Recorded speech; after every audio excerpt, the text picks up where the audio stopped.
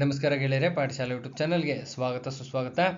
ಈ ದಿನ Belagavi DCC bank notification ಸಂಬಂಧಪಟ್ಟಂತೆ ಮತ್ತು ಶಿರ್ಸಿ ಅರ್ಬನ್ ಕೋಆಪರೇಟಿವ್ ಬ್ಯಾಂಕು, ಆಮೇಲೆ ಬಳ್ಳಾರಿ DCC ಬ್ಯಾಂಕು, ಶಿಮೂಲಿಗೆ ಸಂಬಂಧಪಟ್ಟಂತೆ ನೋಡ್ತಾ ಹೋಗೋಣ. ಪ್ಲಸ್ ಜನರಲ್ ಸ್ಟಡೀಸ್ ಕ್ಲಾಸಸ್ ನಡೀತಾ ಇದೆ, ಅದಕ್ಕೆ ಸಂಬಂಧಪಟ್ಟಂತೆ ನೋಡ್ತಾ ಹೋಗೋಣ. ಪ್ಲಸ್ ಜನರಲ್ ಸ್ಟಡೀಸ್ ಕ್ಲಾಸಸ್ ನಡೀತಾ ಇದೆ. ಏನು ನಡೀತಾ ಇದೆ? ಜನರಲ್ ಸ್ಟಡೀಸ್ ಕ್ಲಾಸಸ್ ನಡೀತಾ ಇದೆ. ಸೊ ಯಾರಿಗಾರ ಅವಶ್ಯಕತೆ ಇದ್ದರೆ ಜಾಯ್ನ್ ಆಗಿರಿ. ಈ ನಂಬರ್ಗೆ ಒಂದು ಮೆಸೇಜ್ ಮಾಡಿದ್ರೆ ಇಮಿಡಿಯೇಟ್ಲಿ ರಿಪ್ಲೈ ಮಾಡ್ತೀವಿ. ಮೇನ್ ಮುಖ್ಯವಾಗಿ ಇದೇ ವಿಡಿಯೋದ ಡಿಸ್ಕ್ರಿಪ್ಷನ್ ಬಾಕ್ಸ್ಗೆ ಹೋದರೆ, ಫಸ್ಟ್ ಏನೇ ಮಾಡೋಕ್ಕೆ ಮುಂಚೆ ಡಿಸ್ಕ್ರಿಪ್ಷನ್ ಬಾಕ್ಸ್ಗೆ ಹೋಗಿ, ಡಿಸ್ಕ್ರಿಪ್ಷನ್ ಬಾಕ್ಸಲ್ಲಿ ನಂಬರ್ ಆಫ್ ವಿಡಿಯೋಸ್ ಇದ್ದಾವೆ, ತುಂಬ ವಿಡಿಯೋಸ್ ಇದ್ದಾವೆ. ಅವೆಲ್ಲ ವಿಡಿಯೋಸ್ನು ನೋಡಬೇಕು. ದಯವಿಟ್ಟು ಕೂತ್ಕೊಂಡು ಒಂದು ಹಾಫ್ ಆನ್ ಅವರ್ ಎಲ್ಲ ವಿಡಿಯೋಸ್ನು ಕೂತ್ಕೊಂಡು ಎಲ್ಲ ವಿಡಿಯೋಸ್ನು ನೋಡಿದ್ರೆ ನಿಮ್ಗೆ ಗೊತ್ತಾಗುತ್ತೆ. ಓಲ್ಡ್ ಎಕ್ಸಾಮ್ಸಲ್ಲಿ, ಹಳೆ ಎಕ್ಸಾಮ್ಸಲ್ಲಿ DCC ಬ್ಯಾಂಕ್ನ ಹಳೆ ಎಕ್ಸಾಮ್, DCC ಬ್ಯಾಂಕ್ ಆಗಿರಲಿ, KMF ಆಗಿರಲಿ, ಹಳೆ ಎಕ್ಸಾಮ್ಸಲ್ಲಿ ಎಷ್ಟೆಷ್ಟು ನಮ್ಮ ನೋಟ್ಸಿಂದ ಎಷ್ಟು ಕ್ವಶನ್ಸ್ ಬಂದಿದ್ದಾವೆ ಅಂತೇಳಿ ದಾಖಲೆ ಸಮೇತ ಇದೆ, ವಿತ್ ದಾಖಲೆ ಸ್ಕ್ರೀನ್ಶಾಟ್ ಸಮೇತ ಇದೆ. ಸೊ ಸ್ಯಾಂಪಲ್ ನೋಟ್ಸು ನಿಮ್ಗೆ ಅಲ್ಲೇ ಕಾಣುತ್ತೆ. ಪದೇ ಸ್ಯಾಂಪಲ್ ನೋಟ್ಸ್ ಅಂತ ದಯವಿಟ್ಟು ಮೆಸೇಜ್ ಮಾಡಿಬಿಡಿ. ಕ್ಲಿಯರಾಗಿ ಹೇಳ್ತಾ ಇದ್ದೀನಿ, ಅಲ್ಲೇ ಕಾಣುತ್ತೆ. ಡಿಸ್ಕ್ರಿಪ್ಷನ್ ಬಾಕ್ಸಲ್ಲೇ ಇರ್ತಕ್ಕಂಥ ವಿಡಿಯೋಸಲ್ಲಿ ಎಲ್ಲವೂ ಕಾಣುತ್ತೆ. ಹೈಲಿ ಸಕ್ಸಸ್ ಆಗಿರ್ತಕ್ಕಂಥ ನೋಟ್ಸು ಎಲ್ಲವೂ ದಾಖಲೆ ಸಮೇತ ಹಾಕಿದ್ದೀವಿ, ಎಷ್ಟೆಷ್ಟು ಕ್ವಶನ್ಸು ನೋಟ್ಸಿಂದ ಬಂದಿದ್ದಾವೆ ಅಂತ.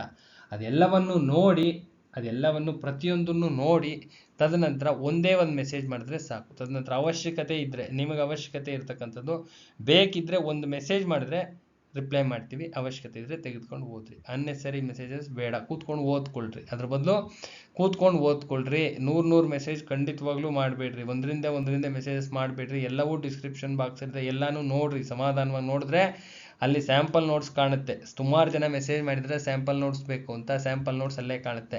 ಜನರಲ್ ಸ್ಟಡೀಸ್ ಡೆಮೋ ಕ್ಲಾಸ್ ಬೇಕು ಅಂದರೆ ಅಲ್ಲೇ ಇದೆ. ಅರ್ಥ ಆಯ್ತಲ್ಲ? ಎಲ್ಲವೂ ಇದೆ, ನೋಡ್ಕೊಂಡು ಓದ್ಕೊಳ್ರಿ. ನೆಕ್ಸ್ಟು ಮತ್ತೆ ಸಿಲೆಬಸ್ಸು ಇಲ್ಲೇ ಇದೆ. ಮತ್ತೆ ಪ್ರತಿ ವಿಡಿಯೋದಲ್ಲೂ ಹೇಳ್ತಿರ್ತೀನಿ. ಇದೇ ವಿಡಿಯೋದಲ್ಲಿ ಇನ್ನೂ ಒಂದು ಸತಿ ಹೇಳ್ತೀನಿ, ಕೇಳಿಸ್ಕೊಳ್ರಿ. ನಿಮ್ಮ DCC ಬ್ಯಾಂಕ್ ಅಥವಾ KMFಗೆ 200 ಮಾರ್ಕ್ಸ್ಗೆ ಇರುತ್ತೆ. ಕನ್ನಡ 50 ಮಾರ್ಕ್ಸ್ಗೆ ಇರುತ್ತೆ, ಇಂಗ್ಲೀಷ್ 25ಕ್ಕೆ ಇರುತ್ತೆ, GK 25ಕ್ಕೆ ಇರುತ್ತೆ, ಕೋಆಪರೇಟಿವ್ 50ಕ್ಕೆ ಇರುತ್ತೆ, ಸಂವಿಧಾನ 25ಕ್ಕೆ ಇರುತ್ತೆ, ಬ್ಯಾಂಕಿನ ಕಾರ್ಯಚಟುವಟಿಕೆ 25 ಮಾರ್ಕ್ಸ್ಗೆ ಇರುತ್ತೆ. ಇದೇ ಸಿಲೆಬಸ್. ಇದು ಸಿಲೆಬಸ್ FDA SDA ಮ್ಯಾನೇಜರ್ಗೆ ಇದೇ ಸಿಲೆಬಸ್ ಇರ್ತಕ್ಕಂಥದ್ದು. ಅರ್ಥ ಆಯ್ತಲ್ಲ? ಇನ್ನು ಅಟೆಂಡರ್ ಪೋಸ್ಟ್ಗೆ ಕನ್ನಡ 50ಕ್ಕೆ ಇರುತ್ತೆ. ಎಷ್ಟು ಮಾರ್ಕ್ಸ್ಗೆ ಇರುತ್ತೆ? ಕನ್ನಡ 50ಕ್ಕೆ ಇರುತ್ತೆ, GK 50ಕ್ಕೆ ಇರುತ್ತೆ. ಇಷ್ಟೇ ಸಿಲೆಬಸ್. ಇಷ್ಟೇ ಓದಬೇಕಾಗಿರೋದು. ಇದು ಬಿಟ್ಟು ಬೇರೆ ಇನ್ಯಾವುದೇ ಓದೋ ಅಗತ್ಯ ಇರೋದಿಲ್ಲ. ಇಷ್ಟು ನೋಡ್ಕೊಂಡು ಹೋದರೆ ಸಾಕಾಗುತ್ತೆ. ನಮ್ಮಲ್ಲಿ ಲಭ್ಯ ಇರ್ತಕ್ಕಂಥ ನೋಟ್ಸು ಇನ್ನೂ ಒಂದು ಸತಿ ಹೇಳ್ತಾ ಇದ್ದೀನಿ, ಇದು ಹೈಲಿ ಸಕ್ಸಸ್ ಆಗಿರ್ತಕ್ಕಂಥ ನೋಟ್ಸು. ಡಿಸ್ಕ್ರಿಪ್ಷನ್ ಬಾಕ್ಸಲ್ಲಿ ಇರ್ತಕ್ಕಂಥ ವಿಡಿಯೋಸ್ ನೋಡಿ.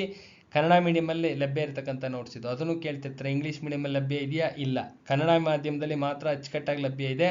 ಯಾರಿಗಾರ ಅವಶ್ಯಕತೆ ಇದ್ದರೆ ತೆಗೆದುಕೊಂಡು ಓದ್ರಿ. ಅರ್ಥ ಆಯ್ತಲ್ಲ? ಕನ್ನಡ ವ್ಯಾಕರಣ ಪೋರ್ಷನಲ್ಲಿ ಎಲ್ಲ ಶಾರ್ಟ್ಕಟ್ ಟ್ರಿಕ್ಸ್ನ ಆ್ಯಡ್ ಮಾಡಿದ್ದೀವಿ. ಎಲ್ಲೂ ಮಾಡಿಲ್ಲ, ಇಲ್ಲಿವರೆಗೂ ಯಾರೂ ಮಾಡಿಲ್ಲ. ಎಲ್ಲ ಎಂಟೈರ್ ಸಿಲೆಬಸ್ ವ್ಯಾಕರಣ, entire syllabus shortcut tricks add up ಆಗಿದೆ. ಪ್ಲಸ್ ಕರೆಂಟ್ ಅಫೇರ್ಸ್ ಬೇಸ್ಡ್ ಯಾವ್ಯಾವ ಓದಬೇಕು, ಯಾವ್ಯಾವ ಕವಿಕೃತಿ ವಿಚಾರ ಯಾವ್ಯಾವ ಓದಬೇಕು ಅಂತಲೂ ಇದೆ.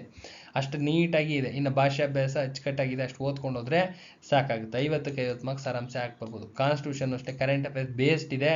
25 ಔಟ್ ಆಫ್ 25 ಹಾಕ್ಕೋಬೋದು. ಇನ್ನು ಕೋಆಪರೇಟಿವು, KMF, ಬ್ಯಾಂಕಿಂಗ್ 1959 Act ಇದೊಂದು ಕ್ವಶನ್ ಬ್ಯಾಂಕ್. ಇದು ಹೈಲಿ ಸಕ್ಸಸ್ ಆಗಿರ್ತಕ್ಕಂಥ ನೋಟ್ಸು, ಹೈ ಲೆವೆಲ್ ಸಕ್ಸಸ್ ಆಗಿರ್ತಕ್ಕಂಥ ನೋಟ್ಸು. ಡಿಸ್ಕ್ರಿಪ್ಷನ್ ಬಾಕ್ಸಲ್ಲಿ ಇರ್ತಕ್ಕಂಥ ವಿಡಿಯೋಸ್ ನೋಡಿದ್ರೆ ನಿಮ್ಗೆ ಗೊತ್ತಾಗುತ್ತೆ ಎಷ್ಟು ಕ್ವಶನ್ಸ್ ಬಂದಿದ್ದಾವೆ, ಏನು ಅಂತ. ಇದೇ ನೋಟ್ಸ್ದು ಸ್ಯಾಂಪಲ್ ಹಾಕಿರ್ತೀವಿ, ಅಲ್ಲಿ ಚೆಕ್ ಮಾಡ್ಕೋಬೇಕು. ಅಲ್ಲಿ ಚೆಕ್ ಮಾಡ್ಕೊಂಡ್ರೆ ಇದೇ ನೋಟ್ಸ್ದೇನೆ ಏನು ಸ್ಕ್ರೀನ್ಶಾಟ್ಸ್ ಹೊಡೆದು ಹಾಕಿರ್ತೀವಿ. ನಮ್ಮ ನೋಟ್ಸಿಂದ ಎಷ್ಟು ಕ್ವಶನ್ಸ್ ಬಂದಿದ್ದಾವೆ ಅಂತ ದಾಖಲೆ ಸಮೇತ ಇದೆ. ಅವಶ್ಯಕತೆ ಇದ್ದರೆ ತೆಗೆದುಕೊಂಡು ಓದ್ರಿ. ಇನ್ನು GK ರೆಕಾರ್ಡೆಡ್ ಕ್ಲಾಸಸ್ ಲಭ್ಯ ಇದೆ. Plus small portion of PDF ಲಭ್ಯ ಇದೆ. ಸಾಕಾಗುತ್ತೆ. ದಿಸ್ ಈಸ್ ಸಫಿಷಿಯೆಂಟ್ ಆಗುತ್ತೆ. ಇನ್ನು ಇಂಗ್ಲೀಷ್ ಮೆಟೀರಿಯಲ್ಲು ಅಥೆಂಟಿಕೇಟೆಡ್ ಇದೆ. ಆಟೋನಿಮ್ಸು, ಸಿನೋನಿಮ್ಸು, ಇಡಿಯಮ್ಸು, ಫ್ರೇಸಸ್ಸು, ಈ ಥರ small portion handwritten notes. ನಾವು ಸಕ್ಸಸ್ ಆಗಿದ್ವಲ್ಲ, ಹಳೆಯ ಕಾಲದ ನೋಟ್ಸ್ ಇದು. ಹೈ ಲೆವೆಲ್ ಸಕ್ಸಸ್ ಆಗಿರ್ತಕ್ಕಂಥದ್ದು ಇದು. ಇದರಿಂದನೇ ಬರ್ತಾವಪ್ಪ, ಖಚಿತವಾಗಿ ಇದರಿಂದನೇ ಬರ್ತವೆ. ಹಳೆ ಕಾಲದ ನೋಟ್ಸ್ ಇದು. ಹ್ಯಾಂಡ್ ರಿಟನ್ ಅಂತ ಹೇಳ್ತಾ ಇದ್ದೀನಿ, ಇದು ಫ್ರೀ ನೋಟ್ಸ್ ಅಪ್ಪ. ನಮ್ಮ ಸ್ಟೂಡೆಂಟ್ಸ್ಗೆ ಇರ್ತಕ್ಕಂಥ ಫ್ರೀ ನೋಟ್ಸ್. ಇದು ಯಾರಿಗಿರ್ತಕ್ಕಂಥದ್ದು? ನಮ್ಮ ಸ್ಟೂಡೆಂಟ್ಸ್ಗೆ ಮಾತ್ರ. ಮತ್ತೆ ಇನ್ನೂ ಒಂದು ಸತಿ ಹೇಳಿದ್ದೀನಿ. ಅರ್ಥ ಆಯ್ತಲ್ವಾ? ಇನ್ನು ನೆಕ್ಸ್ಟ್ GS ಕ್ಲಾಸಸ್. ಸುಮಾರು ಜನ ಕೇಳ್ತಿದ್ದೀರಾ GS ಕ್ಲಾಸಸ್ ಯಾವ ಥರ ಹೇಳ್ತೀರಾ ಅಂತ. GS ಕ್ಲಾಸಸ್ ನಮ್ಮದು ಸಿಲೆಬಸ್ ವೈಸ್ ಹೋಗೋದಿಲ್ಲ. ಯಾವುದೇ ಕಾರಣಕ್ಕೂ syllabus according to syllabus wise ಹೋದರೆ ಅದು ಆಗೋ ಕತೆ ಅಲ್ಲ. ಅದು ತಿಂಗಳಾನ್ಗಟ್ಟಲೆ ಹಿಡಿತೈತೆ ಓದಲಿಕ್ಕೆ. ನಾವು ಹೇಳ್ಕೊಡ್ತಕ್ಕಂಥ ಮೆಥಡು ಕರೆಂಟ್ ಅಫೇರ್ಸ್ ಬೇಸ್ಡ್. ಯಾವುದು current affairs based? History, geography, science and technology, environmental science, economy, constitution, ಇಷ್ಟು ಸಿಲೆಬಸ್ಸು ಕರೆಂಟ್ ಅಫೇರ್ಸ್ ಬೇಸ್ಡ್ ಹೇಳ್ಕೊಡ್ತೀವಿ. ಕ್ವಶನ್ಸ್ ಕರೆಂಟ್ ಅಫೇರ್ಸ್ ಬೇಸ್ಡಲ್ಲೇ ಪೇಪರ್ ಸೆಟ್ ಆಗೋದು. ಕ್ಲಿಯರಾಗಿ ಹೇಳ್ತಾ ಇದ್ದೀನಿ, ಪೇಪರ್ ಸೆಟ್ ಆಗೋದು ಕರೆಂಟ್ ಅಫೇರ್ಸ್ ಬೇಸ್ಡ್ ಮೇಲೇ ಸೆಟ್ ಆಗೋದು. ನೆಕ್ಸ್ಟ್ ಇದಾದ ನಂತರ current affairs based entire syllabus cover ಆದ ತಕ್ಷಣನೇ ಎಂಟೈರ್ ಸಿಲೆಬಸ್ ಮತ್ತು ಕೋರ್ ಏರಿಯಾಸ್ ಇಂಪಾರ್ಟೆಂಟ್ ಖಚಿತವಾಗಿ ಬಂದೇ ಬರ್ತವೆ ಎಕ್ಸಾಮಿನೇಷನ್ಗೆ. ಇಂಪಾರ್ಟೆಂಟ್ ಏರಿಯಾಸ್ ಇವೇ ಬರ್ತವೆ, ಹಿಂಗೆ ಬರ್ತವೆ ಅಂತ ಒಂದು ಸುಮಾರು ವರ್ಷದ ಕ್ವಶನ್ ಪೇಪರ್ ನೋಡಿದ್ರೆ ಅನಾಲಿಸಿಸ್ ಮಾಡಿದ್ರೆ ಗೊತ್ತಾಗೋಗುತ್ತೆ ಇದೇ ಏರಿಯಾದಿಂದ ಬರ್ತವೆ ಅಂತ. ಆ ಕೋರ್ ಏರಿಯಾಸ್ ಎಷ್ಟಿದಾವೆ, history, geography, science and technology, environmental science, economy, constitution, ಅಷ್ಟರಲ್ಲೂ ಕೋರ್ ಏರಿಯಾಸ್ನ ಹೇಳ್ತೀವಿ.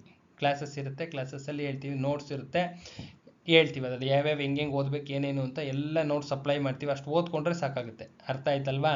ಕರೆಂಟ್ ಅಫೇರ್ಸ್ ಬೇಸ್ಡ್ ಆಯಿತು, ಕೋರ್ ಏರಿಯಾ ಆಯಿತು, ಪ್ಲಸ್ ಕರೆಂಟ್ ಅಫೇರ್ಸ್ ಆಯಿತು, ಪ್ಲಸ್ ಮೆಂಟಲ್ ಅಬಿಲಿಟಿ. ಇಷ್ಟು ಓದ್ಕೊಂಡು ಹೋದರೆ 60 ರಿಂದ 70 ಕ್ವಶನ್ಸು ಈಸಿಯಾಗಿ ರೀಚ್ ಆಗ್ತವೆ. 100ಕ್ಕೆ 60 ರಿಂದ 70 ಕ್ವಶನ್ಸು ಈಸಿಯಾಗಿ ರೀಚ್ ಆಗ್ತವೆ. ಗೊತ್ತಿರೋದು ಹೇಳಿದ್ದೀನಿ. ಇದೇ ಮೆಥಡಲ್ಲಿ ಓದ್ಕೊಳ್ಳಿ. ಸೀನಿಯರ್ ಹುಡುಗರಿಗೆಲ್ಲ, ಸೀನಿಯರ್ಸ್ ಯಾರಿದ್ರೆ ಎಲ್ಲರಿಗೂ ಗೊತ್ತಿರುತ್ತೆ. This is short cut method. ಇದನ್ನು ಶಾರ್ಟ್ ಕಟ್ ಮೆಥಡ್ ಅಂತೇಳಿ ಹೇಳ್ತಾರೆ. ನಾರ್ಮಲ್ ಮೆಥಡ್ ಅಲ್ಲ. ನಾರ್ಮಲ್ ಮೆಥಡಲ್ಲಿ ಎಂಟೈರ್ ಬುಕ್ನೇ ಓದ್ಕೊಂಡು ಹೋಗ್ತೀರಾ. ನಾವು ಆ ಮೆಥಡಲ್ಲಿ ಮಾಡೋದಿಲ್ಲ. ನಮ್ದು ಏನಿದೆ ಶಾರ್ಟ್ ಕಟ್ ಮೆಥಡಪ್ಪ. ಶಾರ್ಟ್ ಪೀರಿಯಡಲ್ಲಿ ಸಕ್ಸಸ್ ಆಗಬೇಕು, ತುಂಬಾ ಶಾರ್ಟ್ ಪೀರಿಯಡಲ್ಲಿ ಸಕ್ಸಸ್ ಆಗಬೇಕು. ಇದು ಈ ಥರ ಎಷ್ಟು ಕೋರ್ ಏರಿಯಾಸ್ ಎಲ್ಲ ಸಬ್ಜೆಕ್ಟ್ಸು ಎಷ್ಟಿದಾವೆ ಅಷ್ಟು ಇಂಪಾರ್ಟೆಂಟ್ ಏರಿಯಾಸ್ ಎಕ್ಸಾಮ್ ಖಚಿತವಾಗಿ ಬಂದೇ ಬರ್ತವೆ ಅಂತಕ್ಕಂಥವು ನಾವು ಕೊಡ್ತೀವಿ. ಓದ್ಕೊಂಡು ಹೋಗ್ರಿ ಅಷ್ಟೇ. ಏನು ಕೊಟ್ಟಿರ್ತೀವಿ ಅದು ಓದ್ಕೊಂಡು ಹೋದರೆ 60 ರಿಂದ 70 ಕ್ವಶನ್ಸ್ ರೀಚ್ ಆಗ್ತಾವಪ್ಪ. ಯಾರಿಗಾರ ಅವಶ್ಯಕತೆ ಇದ್ದರೆ ಜಾಯ್ನ್ ಆಗ್ರಿ. ಇಲ್ಲ ಮೆಥಡ್ ನಿಮಗೆ ಗೊತ್ತಿತ್ತು ಅಂದರೆ ಓದ್ಕೊಳ್ರಿ. ಒಳ್ಳೇದಾಗಲಿ. ನೆಕ್ಸ್ಟ್ ಇಲ್ಲಿದೆ ನೋಡಿ, ಎಲ್ಲ GS ಕ್ಲಾಸಸ್ ನಡೀತಾ ಇರೋದು ಎಲ್ಲ ಎಕ್ಸಾಮ್ಸ್ಗೂ. ಇದಕ್ಕೆ ಅಂತಲ್ಲ, ಎಲ್ಲ ಎಕ್ಸಾಮ್ಸ್ಗೂ ಆಗುತ್ತೆ. ಪ್ರತಿಯೊಂದು ಎಕ್ಸಾಮ್ಸ್ಗೂ ಆಗುತ್ತೆ. ಅದು VAO ಆಗಿರ್ಬೋದು, ಭೂಮಾಪಕರು, KRES, PC, PSI, FDA, SDA, group C ಎಲ್ಲ ಎಕ್ಸಾಮ್ಸ್ ಯಾವ್ಯಾವ ಕಾಲ ಆಗಿದ್ದಾವೆ ಎಲ್ಲ ಎಕ್ಸಾಮ್ಸ್ಗೂ GS classes, general studies classes ಅಷ್ಟೇ. ಇದು ಜನರಲ್ ಸ್ಟಡೀಸ್ ಕ್ಲಾಸಸ್ಸು. ನಮ್ಮ ಟಾರ್ಗೆಟ್ ಇರೋದು 100 ಕ್ವಶನ್ಸ್ಗೆ 60 ರಿಂದ 70 ಕ್ವಶನ್ಸ್ ರೀಚ್ ಮಾಡಿಸ್ತೀವಿ ಅಂತ ಹೇಳಿದೀವಿ. ಅದು ರೀಚ್ ಮಾಡಿಸ್ಕೊಡ್ತೀವಪ್ಪ. ಎಂಟೈರ್ ಸಿಲೆಬಸ್ ಕವರೇಜ್ ಆಯಿತು ಅಂದರೆ 60 ರಿಂದ 70 ಕ್ವಶನ್ಸ್ ಈಸಿಯಾಗಿ ರೀಚ್ ಆಗುತ್ತೆ. ಕೂತ್ಕೊಂಡು ಓದ್ಕೊಡ್ರಿ. ಯಾರಿಗಾರ ಅವಶ್ಯಕತೆ ಇದ್ದರೆ ಜಾಯ್ನ್ ಆಗ್ರಿ. ಇಷ್ಟು ಹೇಳ್ತಾ ವಿಡಿಯೋನ ಎಂಡ್ ಮಾಡ್ತಾ ಇದ್ದೀನಿ. ಅರ್ಥ ಆಯ್ತಲ್ಲ? ಮತ್ತೆ ಹೇಳ್ತಾ ಇದ್ದೀನಿ, ಡಿಸ್ಕ್ರಿಪ್ಷನ್ ಬಾಕ್ಸಲ್ಲಿ ಇರ್ತಕ್ಕಂಥ ಎಲ್ಲ ವಿಡಿಯೋಸ್ನು ನೋಡ್ರಿ. ಮತ್ತು ಇನ್ನೊಂದು ಹೇಳ್ಬೇಕಾಗಿತ್ತು, ನಿಮ್ಮ ಯಾವುದಿದು ಕೋಆಪ್ರೇಟಿವ್, ಇದು ಯಾವುದು DCC ಬ್ಯಾಂಕ್ಸ್ನ ಸ್ಪ್ಲಿಟ್ ಮಾಡ್ಕೊಳ್ರಿ. ಕೋಆಪ್ರೇಟಿವ್ 10 ಡೇಸ್ ಓದ್ರಿ, 10 ಡೇಸಲ್ಲಿ ಮುಗಿಸ್ಕೊಳ್ರಿ. ಕೇವಲ 10 ಡೇಸಲ್ಲಿ ಮುಗಿಬೇಕು, ಕೇವಲ 10 ದಿನದಲ್ಲಿ. Cooperative and banking. ಅರ್ಥ ಆಯ್ತಲ್ಲ?